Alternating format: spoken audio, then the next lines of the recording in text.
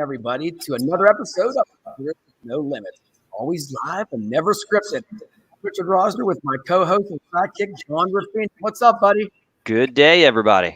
Oh, man. And we have a special guest today. I'm just going to bring him right on here. From the north in beautiful Toronto, Rohan Jacob. What's up, buddy? Hey guys, good to be here. Thanks for having me. And yeah, it is a frigid day in Toronto, as you're probably used to thinking about us. We don't have polar bears walking around all over the place, but it is definitely a cold day here. So. Well, I think you said some of that cold down here in Pittsburgh because it was like 9 degrees last night. It was freezing. I sympathize with you guys. I've got sunshine. I've got sunshine and palm trees. Sorry. You know what?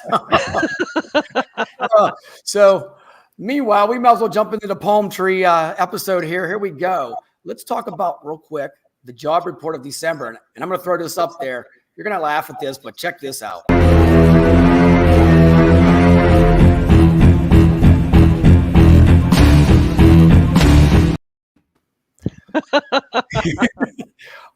Why I kept it in black. I was like, man, we don't want to see that number, but 199,000 jobs is all that we had in December.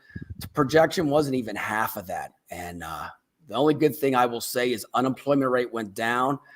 But in my eyes, and I'll let you guys talk real quick, why did that unemployment rate go down? A lot of people exhausted their benefits. All the job seekers I've talked to said they ran out of the money with their benefits. So here we go, starting off the first of the year. What do you think, John? Well, this has been something we've seen for, gosh, the better part of the last year. It's puzzling to me. The unemployment rate continues to go down, but the jobless rate is not really going down that much. There's still a lot of jobless. The 199,000, well below estimates. They were looking at what? I think they had estimated close to 500,000 to be added in December, and you know it continues to be a struggle. This is a time where talent is very short. Companies need people, but people are being very selective, and I think that's impacting everything. They're not just jumping at the employment. They would rather not work than work for the wrong opportunity, and that's a little bit different than what we've been used to of late. Totally agree. So, Rohan, what do you think's going on? What's going up in Canada? I hope there's better news. It is slightly better, but it's the trends overall are the same, right? Like I think John nailed it when he said that people relationship with work, their expectations from work have changed over COVID. We're no longer looking at work as in my parents' time. I'm a little bit like that too. I live to work. And then nowadays you're finding people are very much like working to live, right? Like that's kind of that shift that's happened.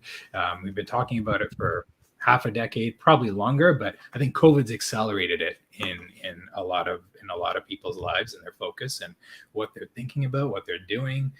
We've seen COVID have an impact on companies like staffing companies and their clients and how they want to adopt technology and all those kinds of things.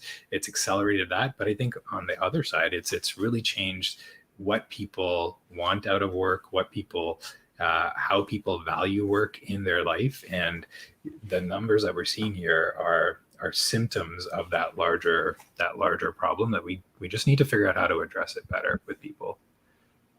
So true. And still a very good time to be a recruiter. Exactly. And I think the technology we're going to talk about today is something that's right there, that work-life balance, where it's going to be easier for them to get online and feel loved and find a job. Yeah. I think it's an excellent time to be a recruiter. I think if anything, you're getting companies and everybody wants to hire somebody right now, right? Like, and none of our clients when I talk to my clients or any of them, they all say it was a record-breaking year. Last year was a record-breaking year, right? John, you guys probably have that yourself. And so when you think about the industry as a whole, is that going to change? Companies need experts to help with this challenge, and the overall ecosystem is changing, yes, but is that need for that external help? We use them too. Like we can't do it ourselves. We're hiring mainly engineers, mainly software folks, and it is extremely challenging. I think no matter what type of role you're hiring for, I've yet to find someone that said, "Oh yeah, that type of role is super easy for me to find right now." Like It doesn't matter if you're in healthcare and you're looking for nurses, or if you're in hospitality and industrial staffing and you're looking for a forklift operator, a truck driver, or even just a picker packer. It's not easy today. Oh, did I say something to offend John? I don't know. John just disappeared. Hey, I think the Ghostbusters grabbed him, but we'll definitely, maybe he had a call emergency, but I'm sure he'll come back on. But yeah, I totally agree with you, Rohan. So tell everybody about yourself a little bit. What's going on in your world real quick here, and your company? Sure. Yeah. Yeah, I mean, I started off in dev many years ago as a software developer, and then ended up working for a couple of startups. They crashed and burned, as many startups do. And this is when I was like very early days. Then I ended up in a company that was a subsidiary of Best Buy, that you might be familiar with, the big toy store for tech geeks, which I'm very much in that camp, and ended up managing their Canadian flagship for a little while. And then essentially we had to get rid of, a ton of folks, 1,500 people across the company, because we couldn't compete with Amazon. And so that was the point in time when I started to look at, okay, we primarily used to have staff that were very young, right? If you look at retail workers in general, especially folks that are on the floor, they typically are young folk. And you can see kind of like the shift in all of the stuff we talked about at the beginning, where that relationship with work and was very different than it had been in the past. Okay, he's back. So it wasn't. I didn't offend you and say something that. That's what Rohan was all upset, John. I had enough, Rohan. I was like, I can't listen to this guy anymore. I'm out of here. Man, that's why we're always live. You never know what's going to happen. Johnny usually freezes up about 6 times a year. Yeah, it's wonderful. God bless my internet provider. But yeah, Rohan, keep continuing your story. It was very interesting, my man. John, we were just filling in about a little bit of his history and the company. Awesome. Yeah, so Time Saved was born out of that. Like, we had all these people that were out of a job. How do we get them into their next job? And we've seen this sort of happening many times in the past. Like, history tends to repeat itself. When horses went away and people started getting into cars, what did blacksmiths do? They needed to figure out what did farriers do, right? The guys that made the horseshoes. So tech always changes things and changes jobs, but the pace at which that's been happening has just accelerated. And then COVID has added kind of a multiplier to that. And so what we were kind of looking at overall was, how do we take these people that are in these old jobs and get them into their next job fast? And initially we started off as kind of a staffing agency, right? Like, we were naive at the time, didn't know that staffing is as difficult as it really is. And like a lot of tech companies, you come in and you're like, okay, this what you guys do is super easy. We're just going to add some tech and it's going to make it, it's going to become an Uber-like process. And that changed within like a year and a half. Thankfully, we came to our senses pretty quickly, and said, okay, you know what you guys do is extremely difficult. Like, you're dealing with people, and it's just extreme. It's not the same as like getting an Uber driver to pick up a passenger from one place and drop them off to another place, where the credentialing, like the driver's licensing and all of that, is taken care of by the government body. It's not the same in staffing and recruiting. There's so many different variables. And so we started looking at it and thinking about, okay, well, if we were to do this, and we want to make an impact, how do we do this the most effectively? And then we started talking to our customers that were using the platform at the time, and thinking back to like my old experience, where we used to have distribution centers where they would have, temps coming in, and temp agencies were kind of like the obvious thing. And we started looking at temp agencies, and, the industry is super fragmented. There are a lot of sort of like very small agencies, and a lot of very large ones. But across the board, if you looked at the processes, we saw a lot of opportunity for folks that were doing a lot of administrative minutia type work that wasn't really where their actual skill sets could be used, right? Like, most recruiters are very personable people. They didn't go to school to be a recruiter. They kind of, they did something else, and then they end up falling into staffing and recruiting and loving it, because they get to talk to people. They get to like be in front of people, and that's what they want to do. So why are they like, if you go and look at the majority of recruiters and you watch them on a day-to-day basis, that's not what they're doing the majority of the day. The majority of the day is like, a lot of paperwork. There's a lot of paperwork. A lot of administrative burden. Yes. So our thing was like, how do we get rid of all of that? And then we started looking at the candidate side, and what is expected from a candidate, and how does their process get in, like from saying that they want a job to getting into that job. How does that look? And for a lot of the staffing agencies we were watching, they would have like these kiosks, and the candidate would have to come in and sort of do all of this work in like a kiosk. And we look at like, how many people don't have one of these today? And why can't we do, like, we can date on a phone?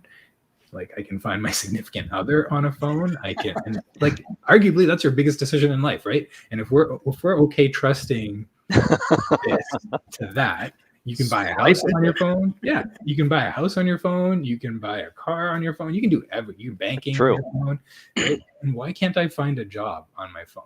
And that's changed now, right? Like, that was 6.5, 7 years ago. There are a lot of folks now that have that, but at the time it was very much like, it wasn't a popular thing. When we talked to staffing agencies, they would say, oh yeah, like, I don't know how many of my candidates have a smartphone. How many of my candidates would actually download an app? How many of my candidates would have data on their phone?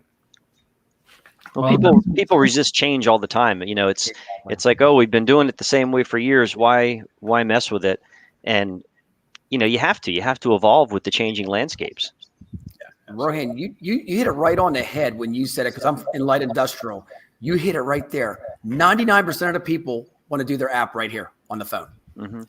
And I still think, and John agrees with this, staffing firms are still not changing. They want you to come in the office and do all that paperwork. No. We're all ADHD now. We don't have time for that. So you're saving a lot of time for the job seeker. The candidate experience is one of the biggest drivers for why people choose what companies to work for. It's like, how easy is your onboarding, your application? Do I have to keep inputting the same information over and over and over again? Am I having to do it manually, scan it in and send it to you? Or can I just do it on one tablet or phone? And, do I have one screen or do I have 10 screens? So that whole process is really front and center when it comes to people. Again, when people are being choosy about who they're going to work for, your application process says a lot about your company. And a lot of companies may have to redefine kind of who they are, because the perception is that, well, if that's going to be difficult and convoluted, what's it like to work there? Yeah, absolutely. And it starts with that application process, but it's also, well, even the discovery, right? Like, if you think about how do you, like, there's 20,000 plus staffing agencies in the US. According to ASA, SIA, et cetera. How do you stand out from that crowd as a staffing agency to kind of become that choice for that candidate? And we see the best candidates coming typically as referrals from other candidates, because they know the agency, they know the recruiters, they love the people that they're working with, and they are okay to refer them. But if you don't make that process super easy to build that sort of talent community, it doesn't happen. And oftentimes, again, with staffing agencies and like current processes, that referral process is like, hey, John, I met Richard. He's great. You should interview him. You should get him into a job. And well-meaning, John is like, yep, do it. Gets Richard in, does the interview, and gets him into a job, but then forgets to pay me. And am I ever going to refer somebody else again? No. Because as much as I want to do it, like, yeah, there are some people that will do it out of the goodness of their heart. Absolutely. There are those social influencers that, that's their motivating factor. It's not money. But for a large majority of people, especially right now, money matters. And so, how are you tracking that? How are you keeping it transparent? And like, transparency is kind of like key to all of, I think, what we want to try and what we're trying to do and evolve this process is, how do we make where like when we interview candidates on a daily, like like weekly basis, clients, candidates, recruiters, we're always in that like interviewing process. Tell me about your challenges, your problems, your goals, and then we build based on that, rather than, you know, a recruiter coming to us and saying, this is how we did it in our old ATS and we need it to work like that here. And it's like, no, like I get that. Like, I understand that you're going to the end user, the person that's going to be using the product, which I think is brilliant. Yeah. It's like, okay, well, you know, it's very common sense, but it is. But a lot of people, to your point, you know, how many times have we seen, you know, somebody say, well, yeah, we want to duplicate this in a more efficient platform, but we want it to run this way because this is how we do it.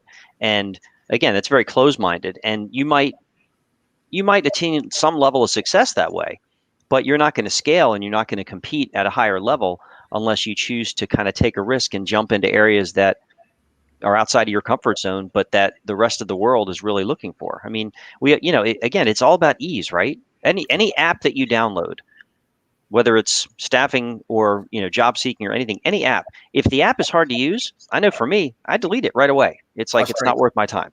You know, you've got to have a reason for the person to want to engage with that app.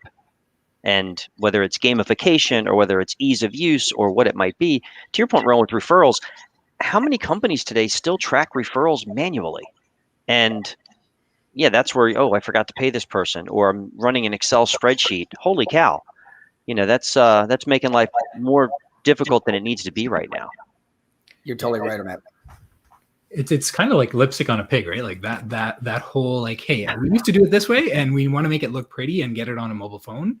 Right. Like, yeah, that's not the intent here. Like, the intent is really like, how do we streamline this entire process? What are the pieces that we can actually like really remove out of there? And yeah, referrals is one thing, but like, okay, let's say we're watching a game and Richard's sitting on the couch next to me and he gets this job push and he's like, and I look at it and I'm like, hey, what is that? And he tells me about, you know, hey, he's got John's staffing app, the Health Trust Workforce app, and you know, and then I'm like, oh, I want to download that too. And it's 2 a.m. Hopefully, John, you don't have any recruiters working at 2 a.m.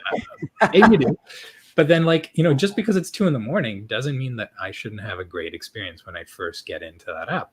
And so, you know, how do we automate some of that engagement to say, thank you for joining, like, thank you for downloading the app. And here's your next step. Here's where you're at right now. Like, you put in like this little tiny bit of information. Great. Yep. Welcome. If you actually want, like, here's a list of jobs we think are going to be a good fit based on what you've already told us. If you want to see a more tailored view, put in a little bit more information. And how do we collect that information on an ongoing basis? Because today, the other thing about what's different today than even, you know, 5 years ago, 10 years ago, is that information is so democratized, right? Like, if I wanted to learn a new skill today, do I have to go through a 4-year program or, you know, a multi-year disciplinary to learn that skill? You can take boot camps, you can do all of these things online. The access to that information is out there. And how do we, as like, if we're a recruiter and we're talking to a candidate and we get that like initial intake and we're like, hey, at the time that we talked to this person 5 years ago, they were interested in this job at this place for this wage rate. And when we go and look in our database, we're getting that stale information. Unless you have a process in place that's constantly going back to the candidate and getting, you know, are you still interested in this? Is this still the type of job? You can automate a lot of that, and you can put in the power of the candidate, right? Like, if they're in their app and they're like, hey, you know, I just learned when I signed up, I was a spot welder, and now I've learned MIG and TIG, and I want to get those jobs because they pay more. How can they tell you that in a quick, easy way? And you can do that again with the power of the phone, right? Like, just allow them to change that preference and see those jobs that are different. Maybe in health travel, maybe they want to look at roles in different locations. They want to sort by wage rates. That's the big driver in most. And so again, like, how do we make that as super simple as possible? And then communication. Like, most agencies today rely on email and text as their primary forms of communication. And text is significantly better than email. Absolutely. Yeah. But then if you think about, like, what do you guys use on your phones? And if you look at young people today, do they use Facebook Messenger, iMessage, chat systems? And why are those experiences better than text and email? Because you get that branded push notification that tells you, hey, this is Uber telling you about your next ride.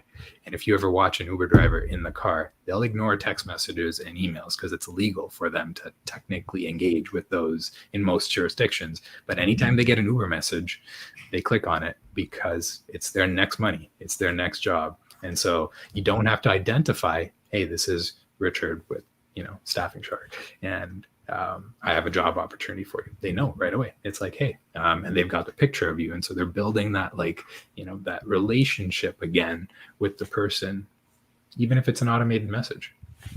Love well, it. And go ahead, Richard. Go ahead, Johnny. Real quick, I was going to say about the app. It's incredible. I mean, you download the app and you have it right beside your Planet Fitness app. You're good to go, working out, and then you're getting the candidate also. I think that exposure is number one in 2022. Like it or not, everybody has to have an app with their logo on it to be different than somebody else. And I think that's the biggest thing. So go ahead, Johnny. I'm going to give it to you right now, brother. It's going to be interesting to see how this unfolds. What I like, it's interesting, we talk about the app being so, user friendly, and what we, from a recruiting industry standpoint, we also, what you mentioned earlier, Rowan, was there's a lot of functions that can be automated. We don't ever want to be robots. We don't want to, there was always a thing, all these job boards are coming out, recruiters are going to be, not important. There's always going to be a need for recruiters. But the question is, let recruiters do what recruiters do best and automate what can be automated. Again, this constant updating of information, whether it's through a bot or whether it's through a repeated cycle of follow-up texting, or allowing a person, again, just to update their information, which will then signal the recruiter that this person added a new skill, whatever it might be. Those types of technology automations can really benefit everyone on the front end and the back end. Recruiters have to, don't have to worry as much because, yes, in a perfect world, recruiters are always following up with their candidates and updating their information. But we all know that the longer you're doing the business, there's no way you can do that with every person you've ever talked to. So Absolutely. That's where, automation can help. Question, do you see mobile apps for staffing companies? Do you see them strictly for contract type roles, or do you see them for all types of roles? What are you seeing most? That's primarily where they started, absolutely, without a doubt. And I think that's still where the potential for growth exists, because to date, there are thousands of agencies that have adopted, but there's a difference between like having an app, and then having an app is basically like, okay, I want to get into the race and I need a car. Doesn't mean you're going to win the race. So, okay, you bought a car. Great. Like, do you have a team? Like, if you watch the F1, like if any of you, I was just thinking of F1. You're talking about that because, yeah, go ahead. Like it's not about the driver or the car. It's like you look at if you watch them, there's an entire team around getting that car. Like you look at Mercedes, Red Bull. Like Red Bull obviously won this year, but it's an entire effort. And so if you've got a great car, great. That's just ticket to entry. And then what is the difference between, say, again, that Mercedes or that Red Bull and one of the other cars? It's everything that goes around it. And so, like, are we using the right tires? Are we using the right fuel? Are we optimizing our and like the parallels to us is, are you marketing this properly?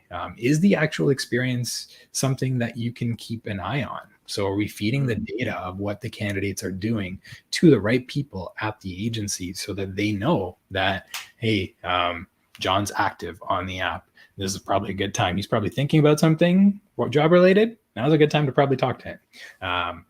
And even other things like, when we talk about like transparency and enabling candidates, some of the struggles we've had with like trying to convince a staffing agency folks with their current processes, like for example, dropping a shift, right?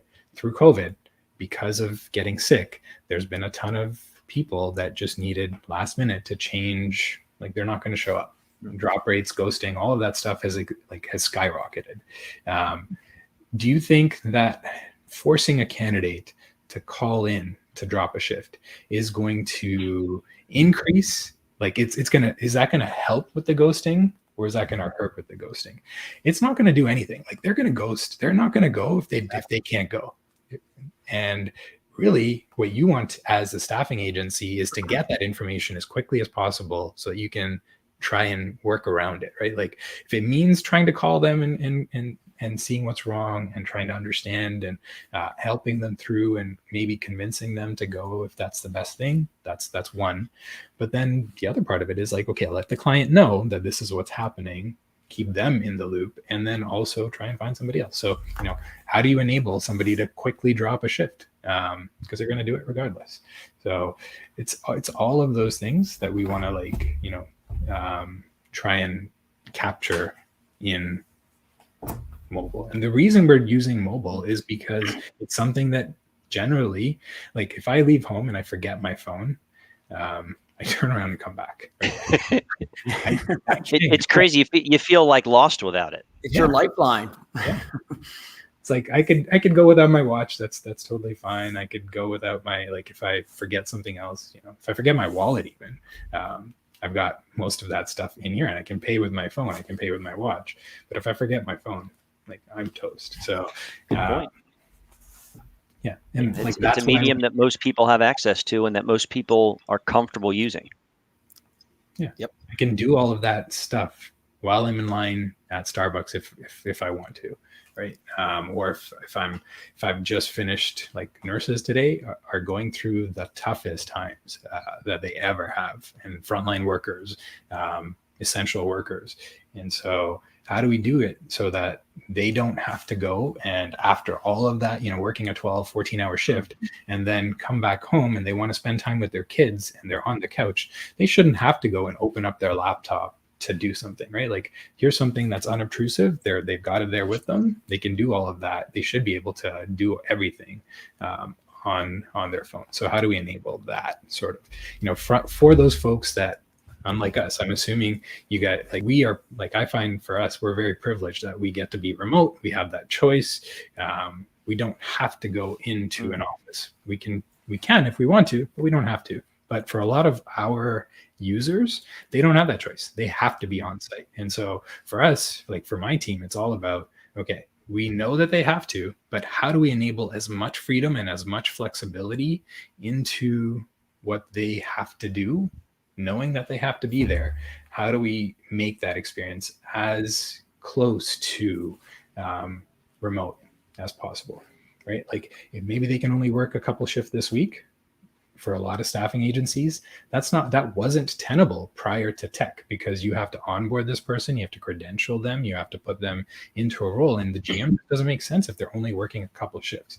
But again, if we've got tech that can streamline that process to the point where it doesn't take that much people effort to do all of that stuff, then now we can enable somebody to work one shift, two shifts, allow them that freedom, that flexibility. So that's once they're in your system, and to your point within healthcare, there is the whole credentialing aspect.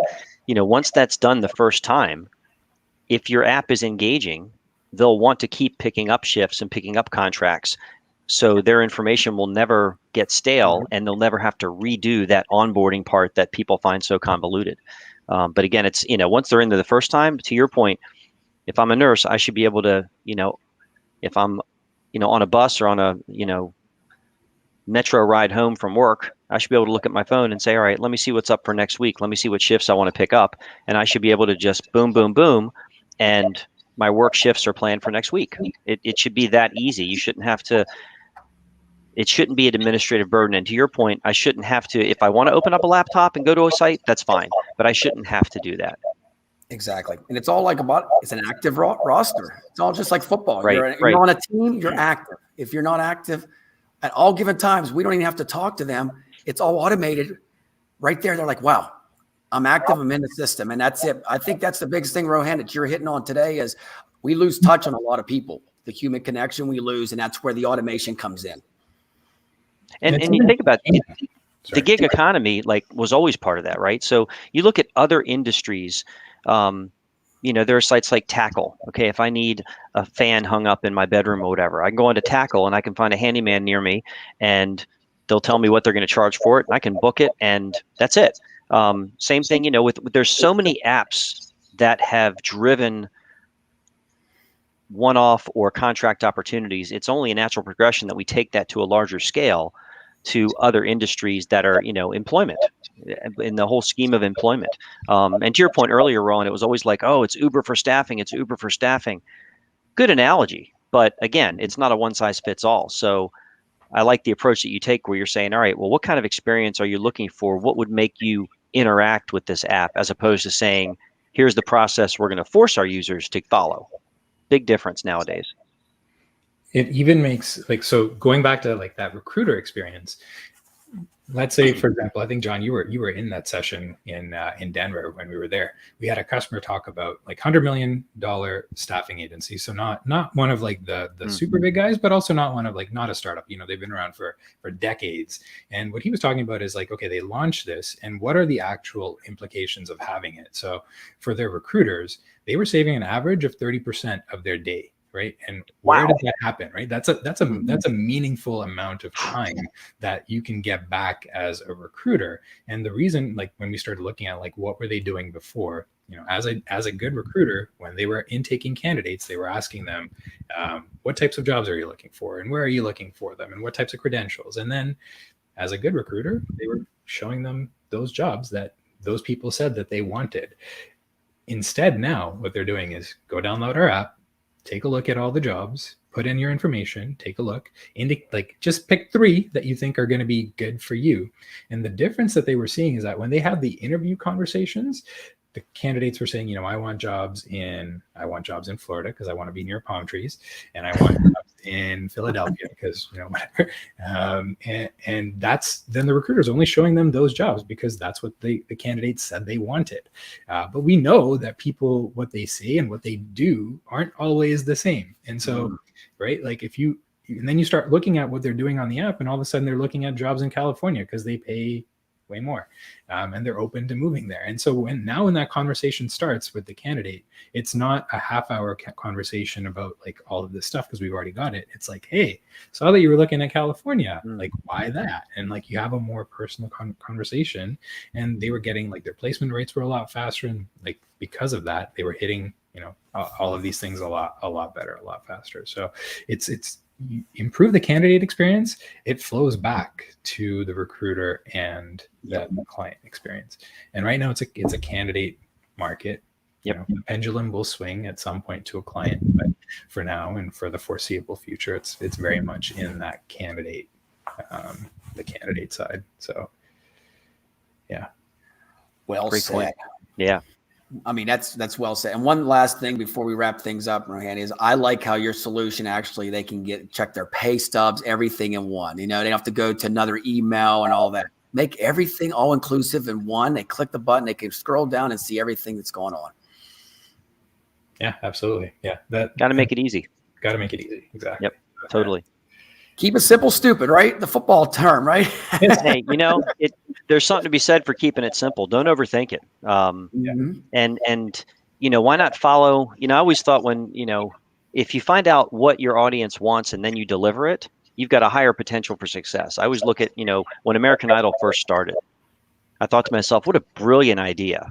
Let's put people on screen to sing and perform, and let's have people vote on them, because then when they release albums and they go on tour, those people that voted for them are going to buy their albums and go see them on tour. It was brilliant because it's basically let the people decide, and then we'll give them what they want. And really with software and apps, it's really much the same mindset. What do the people want? Find out. Let's give them what they want, and let's keep that cycle going and ever evolving, because it can't be a static process. It's got to be dynamic in the sense that, okay, what we put out today might change. So, let's have that Scrum mindset where we're constantly updating it, week after week to make it better and better based on what we're hearing. It's an exciting time. Love it. Rohan, any final thoughts on anything going on in the forefront for you guys in 2022 in the first quarter? I think the biggest thing is like that whole, we when we started out, we were very much an add-on to an ATS, right? Everyone's familiar with an ATS, and that's kind of been the industry standard. Today, a lot of folks are using us basically as a standalone, where it's just like, yeah, we have a staffing platform that's end to end, and if you were to do a feature to feature comparison between, say, us and one of the incumbents, we're not going to have all those features. But then when you look at, again, what does a recruiter actually use? What does a staffing agency actually use out of that entire, those old software suites? Most of them don't even use 20% of their old tech stack. And so what are the pieces that are actually important to have happen in a system like this, and how do we make that entire process efficient more? Essentially what we are looking at, how we envision ourselves. Are you guys familiar with Shopify? They're another Canadian company. We're a Canadian company, but we have no. Okay, so Shopify is kind of Shopify. I thought you said Shopify. Yeah. Me too, John. Of course, yeah, we definitely know Shopify. Oh, awesome. yeah.